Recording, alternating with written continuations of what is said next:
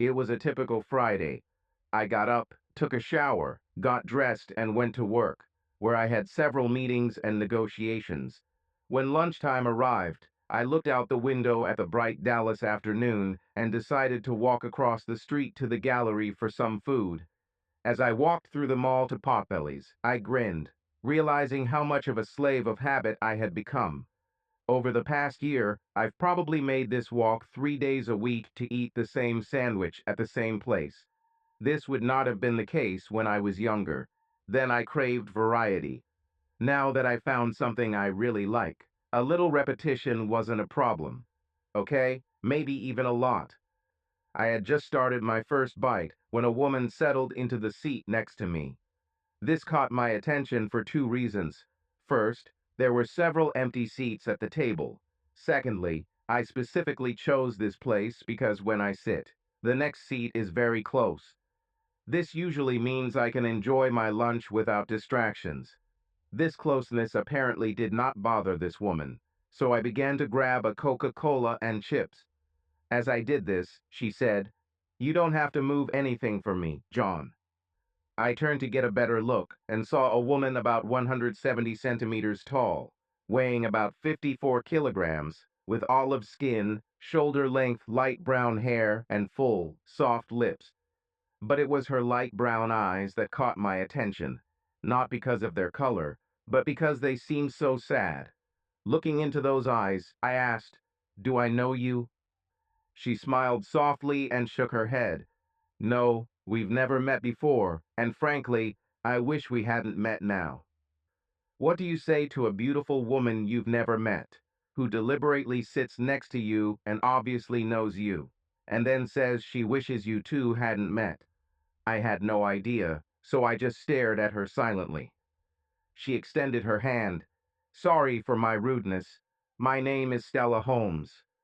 We shook hands formally, and she continued, "I won't take up much of your time, but I need to talk to you about an issue that concerns both of us." Turning away from Stella, I involuntarily looked around, hoping to see friends laughing at their own joke, but I didn't notice anyone. Turning to her again, I said, "Stella, I don't know you, so I can't imagine what you might need from me. Maybe it's better if I just leave." As I began to put the half-eaten food back into the paper bag, I felt it lightly touch my hand. "Please, John, give me 10 minutes, and then I'll leave you alone." I should have ignored this stranger and walked away. Damn, looking back, I should have turned and ran as fast as I could, but I didn't. Instead, I stopped fiddling with my food and turned towards her. "Okay, you have 10 minutes," and for dramatic effect, I pressed the timer on my watch. She looked at me, paused long enough to take a deep breath, and with a sad smile said slowly, "John, my husband has been seeing another woman behind my back for 6 months, and that woman is your wife, Sue." The words came to me clearly, but I didn't believe them and told her this. "Stella, I'm very sorry that your husband is cheating on you, but you confused me with someone else. My wife loves me and I love her. We've been married almost 15 years, and I'd bet my life that I'm the only man she's ever known." Stella's eyes became sadder with every word I said. She took a thick brown envelope out of her purse without looking and placed it in front of me, saying, "I'm really sorry, I really am. I know this is hard for you to accept, but I assure you that the other woman is your Sue." Stomped the envelope with her index finger. She said that inside were photographs, a DVD, and a private investigator's report. As I reached for the envelope, she put her hand on my arm. "Please, John, don't watch this until I'm gone, and my advice is don't watch any of this until you've been alone for a few hours. It will take a little time to review the materials, but it will take a lot more to recycle." At this point, I was half angry, half confused, and half scared, so I said a little louder than necessary, "Lady, what the hell is this, and what do you want from me?" I saw her blink at my tone, but she didn't look away. "John, I already told you. Your wife is cheating on me with my husband. What do I want from you?" "Yes, Stella, what the hell do you want from me?" John, I don't really want anything from you other than forgiveness. I'm confused again. Stella, if your story is not complete nonsense, why should I forgive you? As she began to stand up, she said, I have given you all the information you need so that you can draw your own conclusions about who needs your forgiveness. But I'll tell you what I wanted from this meeting. First of all, I wanted to tell you this news personally. I owed you that. Secondly, I want your wife out of Justin's life and mine.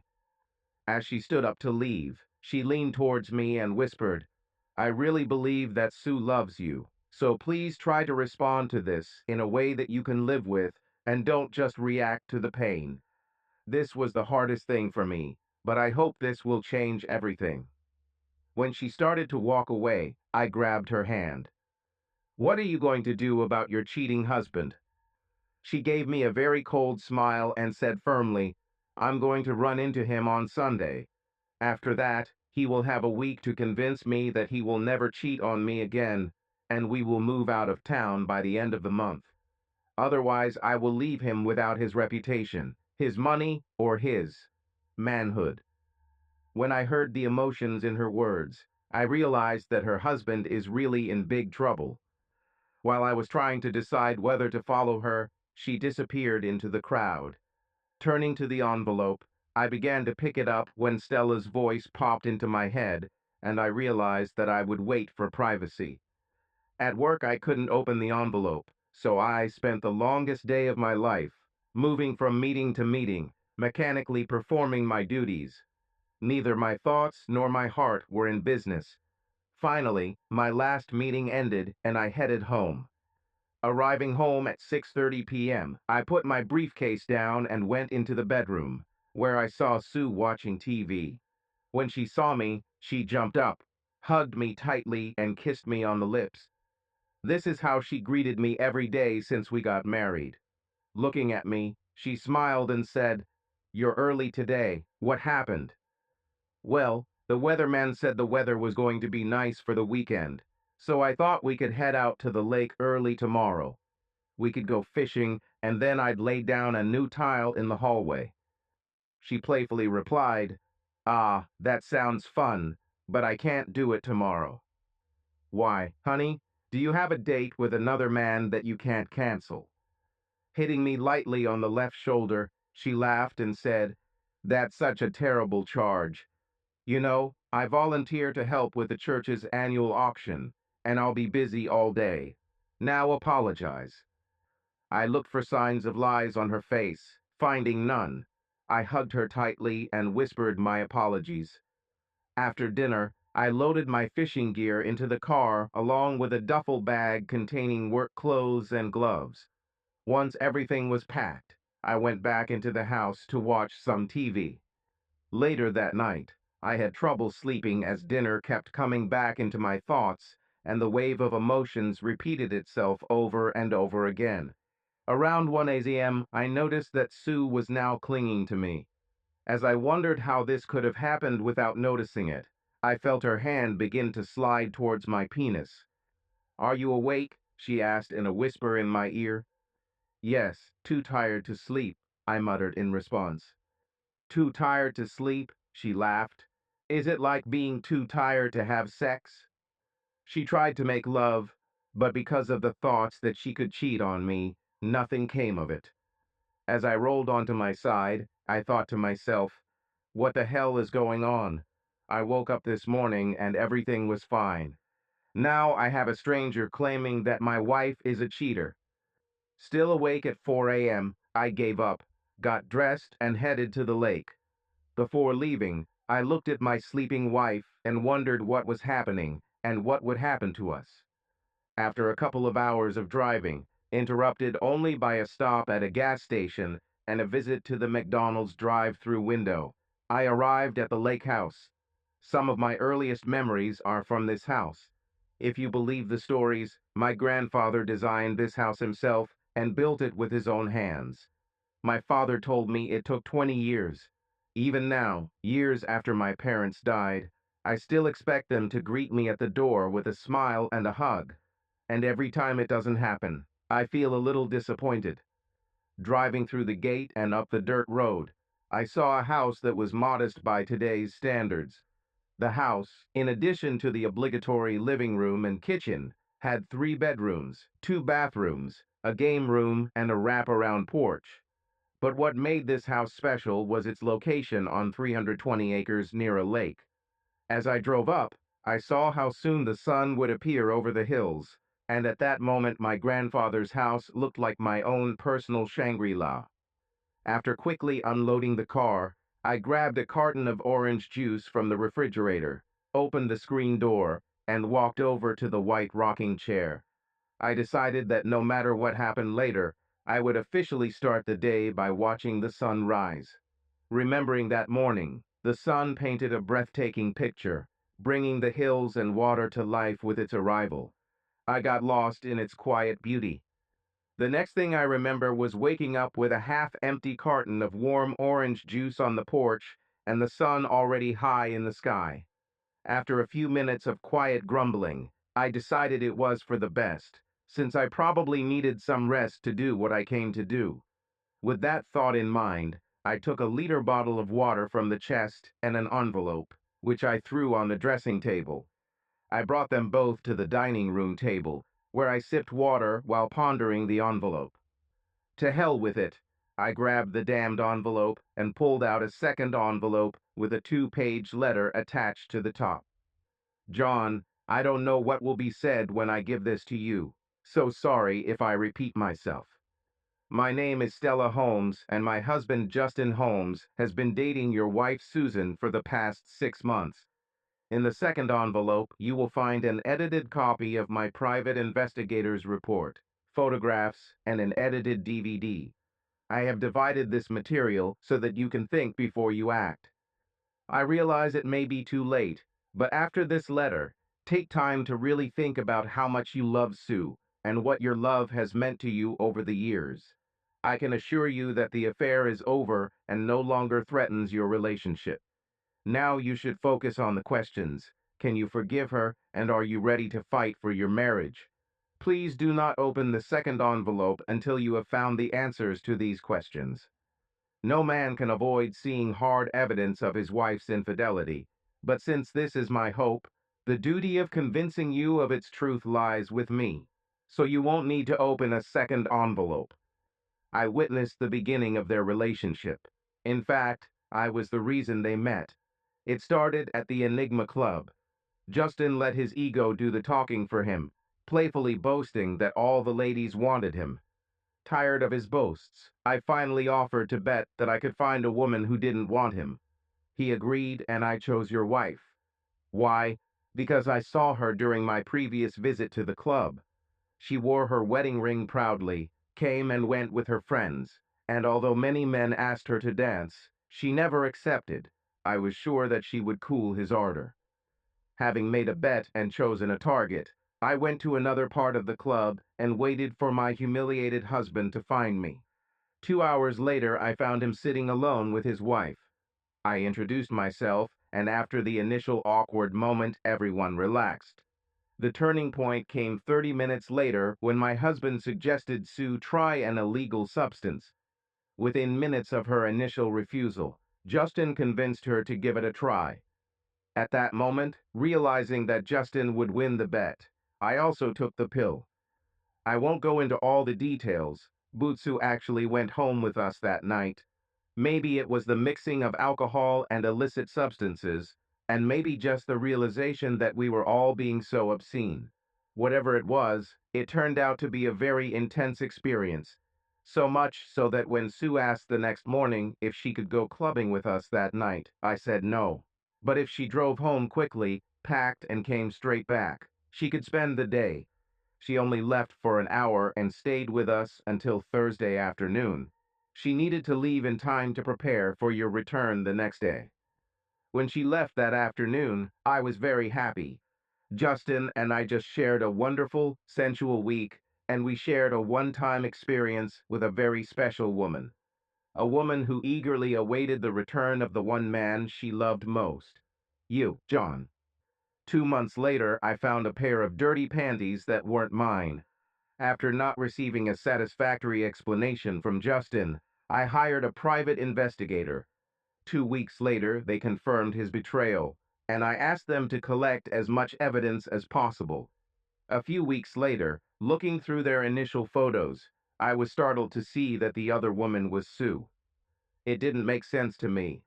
I knew Justin was capable of cheating, but from the way she spoke, I was sure Sue was deeply in love with you.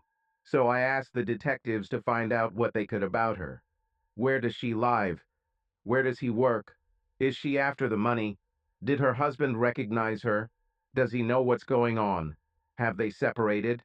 It took several months, but detectives were finally able to answer all but one of these questions.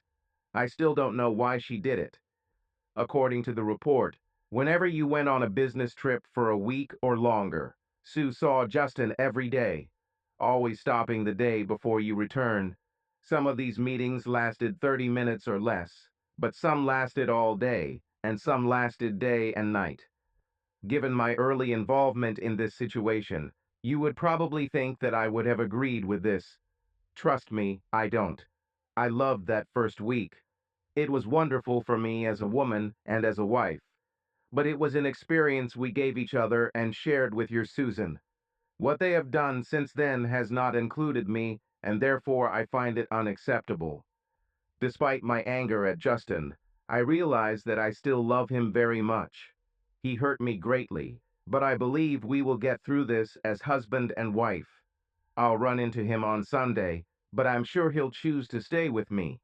The choice will be difficult for him, as I will demand my revenge, and it will include a lot of pain and a lot of humiliation, but it will be no more than what he made me experience.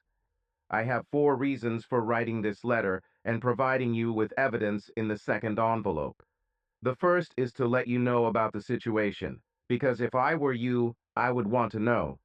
The second is to provide you with all the necessary evidence if you decide to leave your wife. The third is to ask you to carefully consider whether your marriage is worth fighting for before you make any decisions. These goals have now been achieved. John, be very careful what you decide to do next. Make sure it's really what you want. My fourth reason behind all this is to ask for your forgiveness. I realize that my participation is inexcusable. I have no excuses. I know that what I did was wrong, and I accept that the pain and humiliation I face daily are a direct result of my own actions. You, on the other hand, are the innocent victim of our joint decisions. For this, I sincerely apologize and ask for your forgiveness.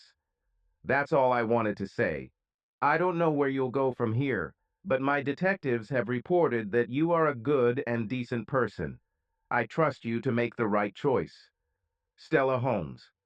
After finishing reading Stella's letter, I stood up and took out a can of beer from the refrigerator, opened it, and drank it in 2 gulps. Not only was it refreshing, but it also gave me something to focus on as my thoughts started racing in different directions. Can I trust Stella? What woman would come up with such a thing? She must have the wrong Sue. Damn, Sue would never go to bed with those two. Years ago, when I shared my fantasy about the same thing, she freaked out, saying she would never share me and would never sleep with a woman because it was disgusting. So strong was her reaction that I never brought up the topic again. Damn, this is not right. Stella's detectives made a mistake with her husband. This is the only possible answer. Ironically, I had to take Stella's words at face value. I had to spend the afternoon thinking about my life with Sue and the future I wanted for us. Instead, I did exactly what she asked me not to do. I grabbed a bottle of Jack Daniels from the bar, took the second envelope, walked over to the couch, and opened it. I should have listened to Stella. Inside was a thick private investigator's report detailing people, places, times, and sightings. That is, who did what and how much they liked it. But I didn't read it to the end. Instead, my attention was drawn to the 8x10 photos that fell into my hands. Each one was carefully dated and time-stamped. Each could be described as a high-definition image. And each, absolutely each of them, showed my wife. Although in the picture the images depicted different dates and times, they all had several common characteristics. In none of the photographs could I see the man's face, but in each photograph I could see the wedding ring I had placed on Susan's finger. Seeing all these images broke my heart, but it was another common quality that brought me down.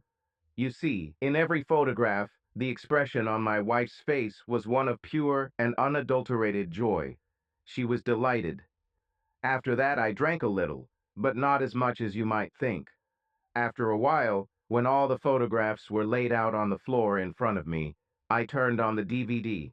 Watching this was truly disappointing. For the most part, the video wasn't as detailed or clear as the images. Besides, the shock value was no longer there. Yes, the video showed this bitch cheating in every possible way, but everything I felt watching it was empty. After a long time, I put everything back into the envelope and put it back on the dresser. Then I climbed onto the bed and started crying. I cried uncontrollably for a long time. At some point, a memory came to me of the last time I lay in that bed and felt terrible. I was a freshman and felt like crap because my girlfriend left me for a junior with a driver's license and an old car. Mom and Dad let me wallow in self-pity all day Saturday until they returned from church on Sunday. At this time, Dad came up to me and said, "That's enough, boy." He told me that life is hard and unfair, so don't be surprised when it kicks you in the butt every time. I remembered looking at him and asking what I could do to stop the pain. He grabbed my shirt and literally pulled me off the bed before answering. "Son, you have to accept that eventually the rains come. Sometimes they bring incredible harvests, and sometimes they cause floods. When there's a flood, all you can do is complain. It means you face the facts and do the best you can. Take care of yourself, take care of your family, and, if possible, help those less fortunate than you. You do this every time a storm comes into your life, and no matter the outcome, I will be proud to call you my son." A few minutes later, I was sitting at the dinner table drinking bottled water, trying to decide if my marriage could be saved. After an agonizing hour, I came to the conclusion that this was not the case. I could go through almost everything. It wouldn't be easy, but I really think that with her help, my love for her would get me through it. Unfortunately, there was one circumstance. Well, it wasn't really any one action on Sue's part, but rather the result of many. I knew that she had done with him several times what she had always denied me. Taken together, this meant that I would never be able to forgive her. I couldn't forgive her because she had given herself more fully to another man in the last 6 months than she had given herself to me in the last 15 years. Realizing that a difficult decision had been made, I began to think about how to approach the divorce. I knew I wanted to present it as a fait accompli rather than suffer through a long series of arguments and legal battles. So I took a blank piece of paper and started making a list of everything I would need to do. Find a lawyer, bank accounts, credit accounts, find a place to live, and protect as much of my assets as possible from divorce. Looking at the final list, I knew that I would need at least 3 months to be ready. As I drove home that evening, I began to worry about how I would convince Susan that everything would be okay for the next 3 months. In the midst of my anxiety, a thought occurred to me that made me let out a soft, ironic laugh. After walking another mile, I pulled over to the side of the road and added one more item to my to-do list: party plan. Laughing loudly, I put the car back into gear and got back on the road. The next 3 months were more than eventful. I coped by focusing on what was important, preparing for the divorce and life after it, maintaining a semblance of normalcy for Susan, and the party. A week later, I managed to find a good lawyer. From the first meeting, I realized that he was exactly what I needed. I told him I was looking for a lawyer who could file a divorce based on Susan's infidelity and who could maximize my share of our marital property. I told him that after she receives the documents, I never want to see her again. He felt that this would create unnecessary complications, but I assured him that this was a requirement. Ultimately, I wanted him to find Mr. and Mrs. Holmes and sue them for breaking family ties. Stella was right, it was unforgivable, and I wanted my share of justice too. Before I left his office, he had made a significant advance, and I had an introduction to a financial advisor who specialized in preparing men for divorce. The first time I met with a new advisor, I presented him with a list of all my assets and liabilities, and he spent 40 minutes asking me questions. When we met a week later, he had very good news and a detailed plan to protect my assets. At the next meeting, I signed a power of attorney and instructed him to carry out the plan. This included closing my retirement accounts, transferring funds from joint to individual accounts, and moving funds overseas. Key to this plan was the sale of the family's lake home. It turned out his estimate was wrong. The house sold 45 days after going on the market, and the net price was almost 50% higher than his best case scenario. Now I will never worry about my bills. My original plan was to set up a two-bedroom apartment to live in after I left Susan. But given my new financial plan, I decided a more drastic change of scenery would be in order. A week after the money from the house hit my account, I booked a cruise around the world on Queen Elizabeth II. An ocean view cabin with a balcony cost me $37,125, but I had always dreamed of going around the world, and I couldn't think of a better time. Key 2 departed from New York, and in 4 months I will be back in the same city. Unfortunately, the Key 2 did not set sail until 3 months after the party.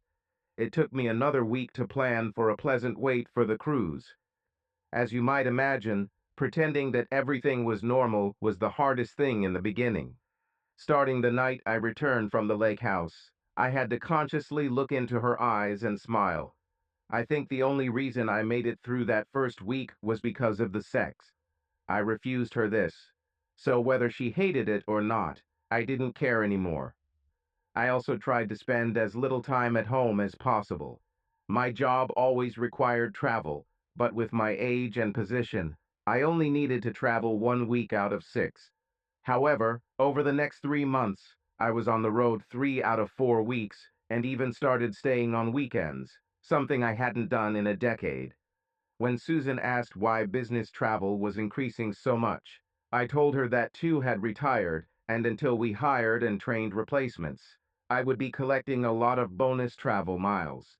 As I turned away from her, I couldn't help but wonder if she would have asked the question if Mr. Holmes was still available. Over the course of 3 months, there were many nights when I was at home. Since I stopped trying to initiate sex with her after the first month, she took the initiative, but I couldn't do it. At first she was very understanding, but then she started asking what was wrong. I chalked it all up to stress at work. After the fourth unsuccessful case, I told her that I would make an appointment with the doctor and we would find out if the pills were as good as people said. For the party, I rented a small banquet room at the International Hotel in Addison. I chose it because it was the right size for 60 people, and because it had two 55-inch TVs on each of the four walls and a separate media control room on the second floor. Invitations were sent to all of our friends and family to join me for a surprise party for my wife to celebrate our 15th anniversary. The invitation also stated that this was an adults-only party. 52 people confirmed their participation. I hope to make this an unforgettable evening for everyone. Our anniversary day arrived, and I woke my wife up with a gentle kiss on the cheek. As she started to get up, I said, "Happy anniversary," and placed the breakfast tray in her lap.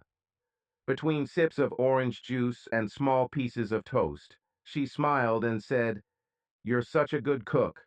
I think I'll keep you as my husband for a while longer." Instead of telling her that she no longer had this option, I smiled back and told her to hurry up since the guests were soon to arrive and she needed to get dressed. An hour later, Susan was surprised when I let her best friend Allison in. She was even more surprised to see a limousine at the door. I pulled out a large bag from behind the chair and handed it to Susan. The bag was filled with gift wrap, and Susan asked, "For me?" I kissed her on the cheek and said, "Yes, Susan, all for you." I then informed her that Allison would be joining her at the Golden Age Spa. She had a full day of self-care ahead of her. The only thing I asked was that she be dressed in the new clothes I just handed over and be ready by 6 p.m. At this time, the limousine will return for her, and Allison will bring her to me. After I assured her I wasn't kidding, she told me she loved me, kissed me, and walked out to the limo with Allison in front. 20 minutes after the limo left, a small moving truck pulled into my driveway. An hour later, everything I wanted to take with me was packed and sent for storage. It wasn't much, mostly photographs and memories from childhood, some tools and clothes. When it was done, I thought it was sad that after 15 years I wanted to leave so little. I arrived at the hotel at 5 p.m. and spent 15 minutes talking with Dave, the man who would be running the media booth. I gave him a CD of music that he could start playing at 5:30 p.m. and a DVD. I gave him $100 and told him that when he received my text message, he should start playing the DVD. I also warned him that at some point people might start yelling at him to turn it off. He said that for another $100, he would ensure that he was deaf until the end of the playback. "Good boy," I said as I handed him another $100. By 6 p.m., everyone had arrived, and I personally thanked them for joining me on this special evening. Looking at all of them, I realized two things. First, that they were all members of Susan's family or friends of hers who became our family and friends. I realized that over the years I had focused my entire life on Susan and her world. I promised myself to never repeat this mistake. The second realization was that they were all good people, and I would miss them in my life. As befits her 15th anniversary, Sue wore a very short black dress studded with hundreds of Swarovski crystals, which glinted in the light and accentuated her plunging cleavage, highlighting her 36C breasts. 4-inch stilettos paired with a short skirt provided glimpses of her stocking tops as she moved. Looking at her, I saw that she was the most beautiful and sexy woman in the world, the only woman I've ever truly loved. When she entered the room, the meeting was greeted with a spontaneous outburst of applause and wishes from everyone who loved her. She was clearly surprised by the attention, so I gave her a minute to soak it all in before approaching her. After giving her a quick kiss, I turned her towards the tables and said, "Ladies and gentlemen, my wife of 15 years is Susan." For the next hour, I played the part of the happy husband, moving from table to table with Susan, thanking everyone for their participation. Later, after the food was eaten and the sweets were consumed, I got everyone's attention and gave Susan an anniversary gift. It was a 1 5-inch crystal heart hanging on a platinum chain. Putting it around her neck, I said that now she wears my heart. What she didn't know was that I ordered this heart especially for her. You know, crystal hearts are easy to find, but as I learned, it is very difficult to make one that has a significant crack in it, which is exactly what she now had. The heart she now carried was as broken as mine. Susan told the crowd that I kicked her out of the house so quickly this morning that she didn't have time to take my big anniversary gift with her. As she handed me a plain white envelope with the hotel logo on it, she told the crowd that it didn't mean she came to the party without a gift.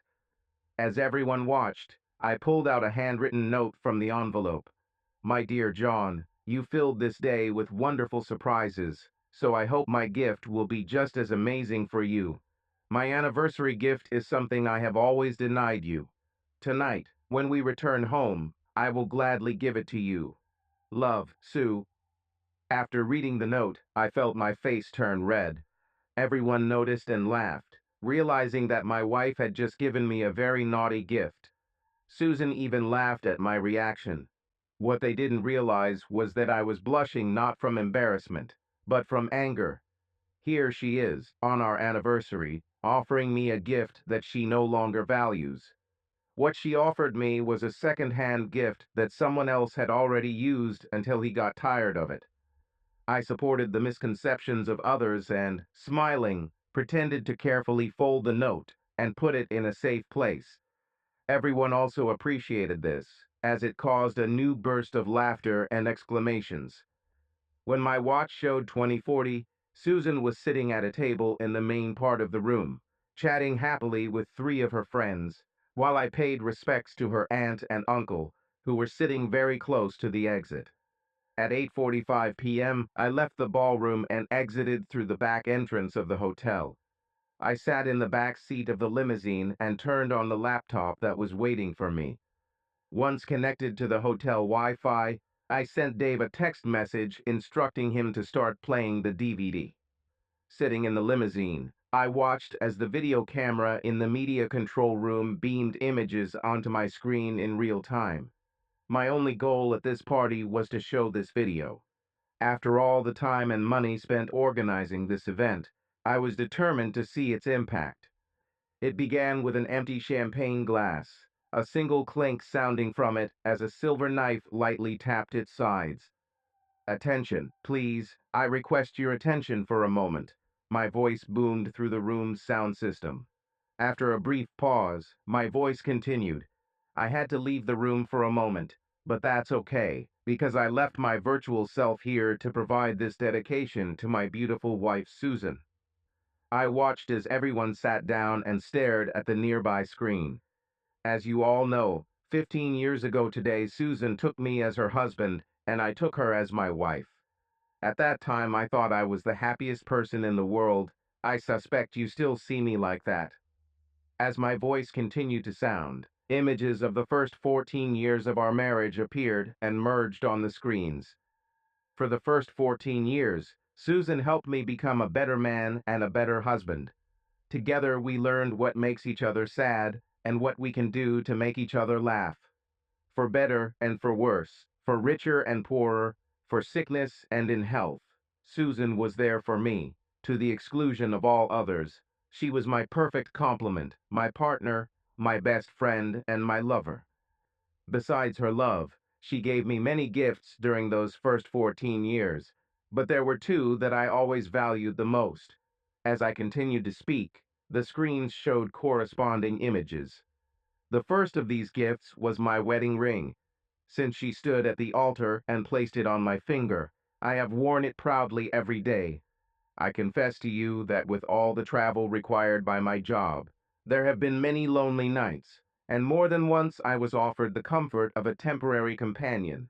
But I always refused, not because my needs were less than those of other men, but because this ring was a constant reminder that everything I needed was waiting for me at home, when I'll come back. The second most memorable gift was a Mont Blanc pen. Susan gave it to me for our 10th anniversary. She told me that she had ordered it the year before and that it was a unique thing. If you look closely, you will see that instead of one floating, the diamond that is usually at the top of this model has two stones suspended so that they look like they are facing each other. My stone is a heliotrope and below it is an emerald stone, Susan. I loved this pen from the first one. I loved it for its uniqueness, but most of all for the love that went into its design and making. Over the past 5 years, I can honestly say that every time I use this pen, I thought of the woman who gave me, and how much it means to me. Again, a champagne glass appeared on the screens. This time it was being filled. My fingers grabbed the stem and began to lift it out of sight, while my voice continued to sound through the speakers. Join me in a toast to my wife, Susan, who showed me what love can be. The screens showed how the empty glass was lowered back onto the table. I've just shared with you my special memories of the first 14 years of my marriage to Susan. But today is our 15th anniversary, and I have to tell you that this year has been the most amazing year ever. Susan has given me two more this year. Gifts that I will never forget, and I would like to share them with you now. The first was the gift of surprise and amazement. The second gift she gave me this year was this one. An ancient Viking helmet appeared on the screen. You see, this year my loving wife gave me horns to wear. As you all can see, they were big and heavy. At this point, I saw the older men in the crowd suddenly become more interested, although most still did not understand what was going on. After much thought, I decided that these horns are too heavy for me, so everyone in the ballroom watched as the horns were filed down one by one on the monitors. Finally, only the mutilated helmet remained on the screens. Everyone here has been a good friend to Susan and I. We have all shared many happy moments over the years. To Susan, whom I loved with all my heart, and to all of you, I hope that your life will be full of happiness, that satisfaction will be your constant companion. Susan, and to all our friends I say with sadness in my heart, via con Dios. As the screens went dark, I watched as a lone figure stood up and walked toward Susan. I saw him speak to her, and after she confirmed her identity, I saw him take out two plastic bags from his pocket, which he placed in front of her. The first contained the remains of a destroyed Mont Blanc pen. I watched as she picked up the second bag, trying to figure out what it was. From her reaction, I understood the moment when she found out that these were four separate parts of my wedding ring. I smiled at the thought that no one noticed it was missing from my hand. Finally, the man took an envelope from his pocket and told her that she had officially received the divorce papers. As I continued to watch him quickly walk towards the exit, Susan followed him, shouting after him as the monitors came back on. My final narrative was brief and stern. Dark, what would you do if this were your wife or your husband? And with that, raw images of Justin Holmes and Susan appeared on the screens. Focusing on Susan's reaction, I think she finally realized how much I appreciated her anniversary gift, because when she saw the close-up picture of herself, she fell to the floor. The party was everything I had hoped for, so I closed my laptop. 30 minutes later, I tipped the driver and entered DFW Airport's Terminal C. An hour and 3 glasses of whiskey later, I was in the air. I spent the next 3 months in the Florida Keys, where I rented a beach house and spent every day in or under the water. The 4 months I spent on Key 2 were great and worth every penny. Watching the world on TV is one thing, but it doesn't compare to seeing its wonders with your own eyes. As for the companions, an unusually large percentage of the passengers turned out to be fascinating people, and they made every meal worth sharing. And while there were few single women on board, there were even fewer single men, so I always had company at lunch or on the dance floor or when I went ashore. In those 7 months, my divorce was finalized, and, thanks to excellent legal and financial advice, I was able to retain most of our previously joint assets. Of course, photos and videos helped too. There were two surprises during this time. The first was that Stella and Justin settled my claim for $500,000. The second occurred 5 months after the party. My lawyer contacted me and told me that Susan would agree to all of our terms, but only if she could talk to me face to face. The lawyer strongly recommended that I do this. I objected, saying that I would not meet her, but I would agree to a 15-minute video call. So on the appointed day, I found myself in the ship's conference room, looking at Susan for the last time. After she said hi, I deliberately started the timer on my watch and said, "You have 15 minutes." She spent 10 of them explaining how it was a big mistake, how stupid she was, and how it would never happen again. I just stared at the screen, remembering how her lips tasted, how much she loved to kiss, and how much I miss her. She spent the remaining 5 minutes begging me to come home. When her time was up, I asked my lawyer if I had fulfilled my obligations. He exchanged glances with Susan's lawyer, then said, "Yes, John, you complied." "Okay," I said. Then I looked straight into the camera, knowing that to Susan it looked like I was looking straight at her. "Susan, I gave you everything I had, and I thought you gave me everything in return. But when I saw you with my lover, I realized that I never had you all. Seeing you together made me realize that you shared more with him than you ever shared with me. After a short pause, I continued, Susan, I have spent my entire professional career negotiating agreements, and one of the reasons for my success is that I have always tried to create fair agreements. I have always looked for a contractual relationship where both parties received as much value as they put in. Knowing this, do you really think I could accept a relationship where I gave everything and my partner gave less of the same? She lowered her head and shook her head. Rising from the chair, I said, Me too. Raising her head, she asked, John, why did you stop calling me Sue after all these years? From the air tom, I sat down again so she could see my face and replied, Sue was the wife who was waiting for me at home. She was the one who rejoiced in being my companion and my mistress. Susan is a cheater. When I saw tears running down her cheeks, I stood up, saying, Goodbye, Susan, and Sue, goodbye to the world, goodbye, my love.